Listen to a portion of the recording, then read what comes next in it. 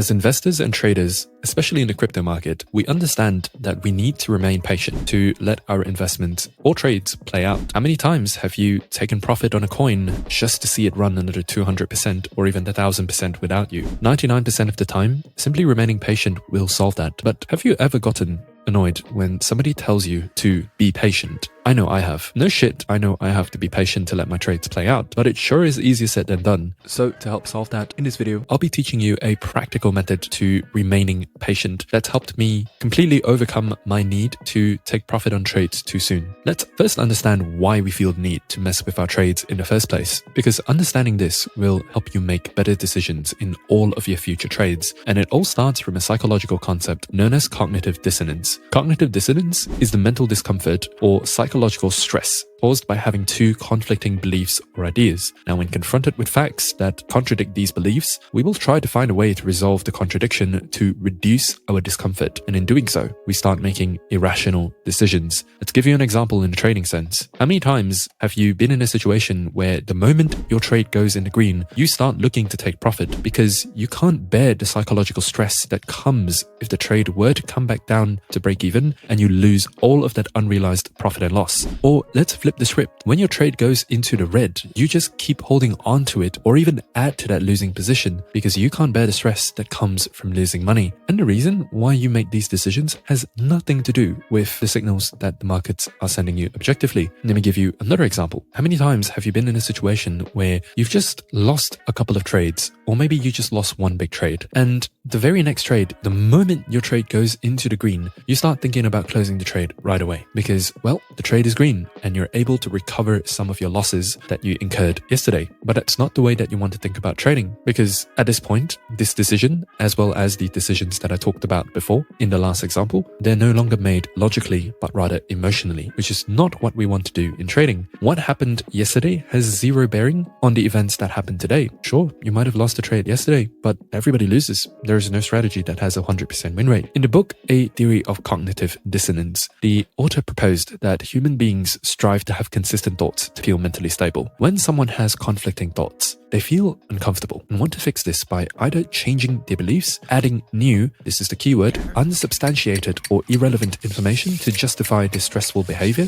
or just straight up avoiding the issue completely because otherwise it's going to make that internal conflict worse. So how can you use this information to your advantage? And it's simply by realizing that every time you feel discomfort from active positions, whether it's from the fact that you really just want to take profit right away or that you want to add to your losing trades, it's all just cognitive dissonance. It's all in your head, and you just need to get out of your own head to start reading the signs the market is showing you objectively. Otherwise, you risk making irrational decisions. Of course, this is also easier said than done. So now let's get into some practical tips on how to actually do this. How to be patient. Now, I'm an impatient person by nature. I love myself tons of stimulus. I like to make money fast, and I like to do exciting things, which isn't really the best trait to have for trading, because stimulus applied to a trading sense means taking tons of low quality trades at random times just to feel some excitement from pushing buttons. I mess with my stop loss every 5 to 15 minutes because, well, I'm looking at the market and I'm overthinking every little move,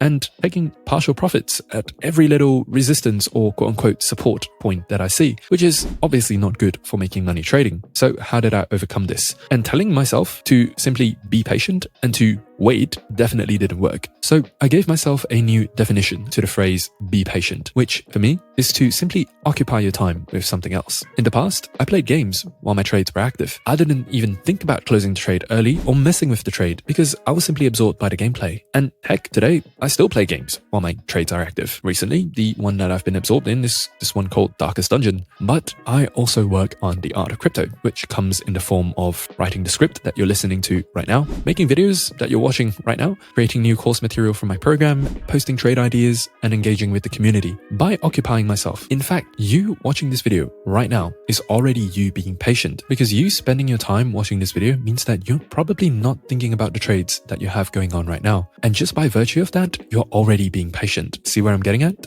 By occupying myself with other activities, I satisfy three main things. Number one, my need for stimulus. Because I'm doing other mentally or physically stimulating activities in the meantime while my trades are going, I don't feel the need to acquire stimulus from trading because I'm already getting it somewhere else. Number 2, my need for making money now. Again, I'm a very impatient person. I like to make money now, not later, which is not the best kind of mindset for trading or investing. And I solve this by working on the business of the art of crypto, by creating more videos, by making a better product, and just generally working on the business. Number 3, by occupying myself with other activities, I don't get any cognitive dissonance because I'm simply not thinking about the trade. Nowadays, most of the time, I take a trade at 3 a.m. New York and I go on to work on my business, go smoke a cigar, go play basketball, have dinner. And by the time I come back to the charts, it's 11 p.m. New York. Most of the daily move is already over and I'm up by a lot of profit. In fact, I just got one of those trades yesterday. Notice how I took the trade at around 8 a.m. London and closed the trade at around 2 p.m. London. In about 6 hours that I just disappeared,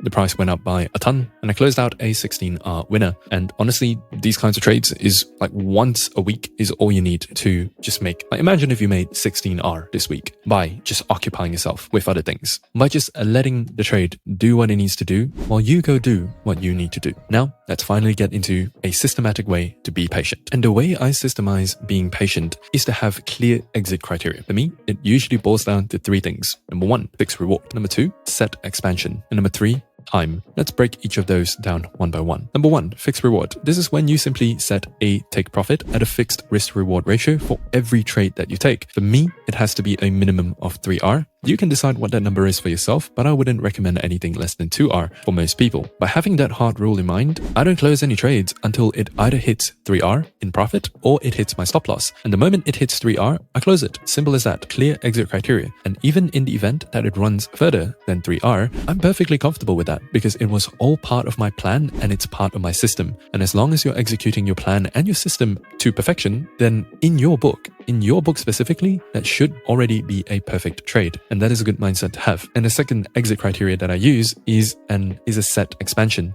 Now, over the years, I've come to understand that the markets move very systematically. After something pumps or dumps for a set percentage, it pulls down. For example, in most crypto pairs, you can use a negative 0.5 or negative 1 fib extension to predictably determine tops and bottoms. Now, if we look at the trade that I took yesterday on the euro, I just want to show you how systematic the markets are. Number 1, I took the trade at the 0.705 retracement from this range to this range. Price retraces to form a new high. But exactly where do I predict the high to come at? Well, if you draw a fib from here to here and you extend it by negative 0.5 standard deviations, you can see that the temporary top at 7 a.m. does come right at the negative 0.5. Now, of course, the day continues to move higher and higher. But for me, in most days, if I hit a negative 0.5 range expansion, that is a good exit criteria already. But yesterday, we hit a negative 1 range expansion, which is where I took the majority of my profits. Of course, it still continued higher than that, but that's perfectly fine because I already caught a very decent range expansion. And I'll just show you what I mean yesterday when I said I caught a, well, pretty much 16R trade right there. That's 16. That means that for every dollar that I risked, I made $16 back. And you can imagine this for yourself. If you were to be risking $100, you would have made $1,600 in a single day. And every single day, this pattern repeats itself over and over and over and over again. The algorithms that deliver price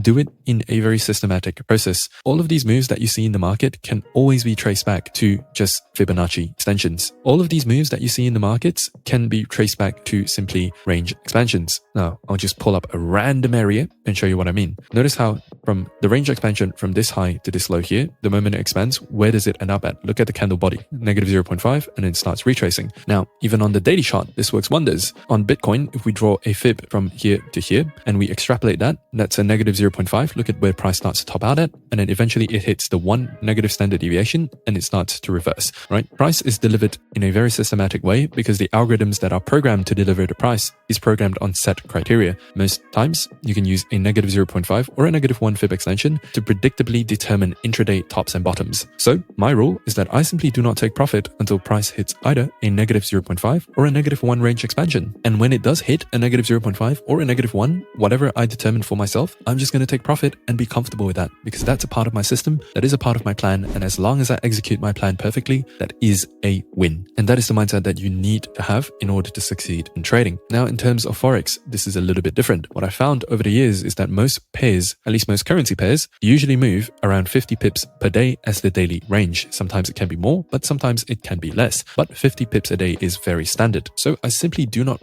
take profit until the pair has formed at least a 50 pip range. And if it goes beyond that, like that's just a cherry on top. But understanding the daily range allows me to extract the maximum amount of profit out of every single daily move rather than cutting myself short. And even if it were to go further than that, I know that long-term data averages out to about 50 pips a day. So that's the second exit criteria that you can use, which is set expansions, either using a standard deviation expansion or simply by understanding your daily range. And the last exit criteria that I use is in fact my favorite, and it is time-based exits. Now, what you need to understand once more about the algorithms that deliver price is that they do not just do so on price action. They also deliver price based on timings. There's a reason why some people say that, oh, sell in May and walk away, or bullish Octobers, or don't trade Decembers. Or maybe you've heard other people talk about, oh, you should only trade the New York open kill zone or the London open kill zone, or you should only trade the London session, whatever. Now, all of these people are onto something, but they just don't understand that this is all being manipulated by the algorithms that the market makers have. If I were to put it into an intraday basis, I'll give you an example. Most Forex pairs have the highest volatility sessions between New York 2 a.m. to New York 12 p.m. Usually after 12 p.m., the pairs don't really move much anymore. And in fact, they start to retrace. By having this knowledge in mind, I know that if I am an intraday trader, I just simply want to close out all of my Forex trades before 12 p.m. New York. And if it is too early, let's say that it's 9 a.m. or it's 10 a.m., then I simply just let the trade run until 11:30 a.m. and then I consider closing it, but not before then. This has worked the best for myself because sometimes it can be hard to determine if price is just going to go for a standard deviation expansion, or if it's just going to go for, let's say, 3R or 5R. It's sometimes hard to tell. But when you use time-based exits, you simply stay in the trade until it's time to get out. And doing so, by understanding how the market likes to move from an hour-to-hour basis, it gives you so much clarity. It gives you the ability to extract the maximum possible move out of every single day without needing to second guess yourself. Now, in a crypto sense, you can also use time-based exits for yourself. Exiting before 12 p.m. New York most days does work well in most cases. I can only speak from the experience of Bitcoin, ETH, and the other large cap coins, as I haven't tested this out on the smaller caps or the mid caps yet, but this is where you come in. Test it out using FX Replay or test it out using TradingView. Remember, you need data in order to make informed decisions in trading. What gets measured gets improved, and what doesn't get measured, well, simply you don't know what the hell's going on and you're just taking guesses and gambling your money away. So test it out for yourself based on whatever strategy that you use. But if you were to just pick one of these exit criteria that speaks the most to you and just follow that, then you will have no problem being patient, because, well, the rule is you can't exit until one of these exit criteria have been met. Either that or you get stopped out, which is perfectly fine, because as a trader, you need to accept the fact that you will take on losses in the markets and you need to be comfortable with that. In trading, patience is really only behind discipline as the most valuable skill that you can acquire. In fact, one of my favorite sayings of all time is, there are only 3 things that you can do in the markets: buy, sell, or wait. 90% of your time should be spent waiting. Now think back to your past experiences. How much more money would you have made if you were simply more patient? Quite a lot, I bet. Being patient is a simple thing to do, just not easy. But if you apply the things taught in this guide, you'll find it much easier to just be patient, bro. By the way, if you enjoyed all of the practical advice that was given in this video, you are really going to want to join the newsletter, because every weekday I send you one email with a trading tip that you can apply to your trading right away to start making more money trading. It's completely free and it's a ton of value. You're not going to want to miss out. Link in the description box below. Bye-bye.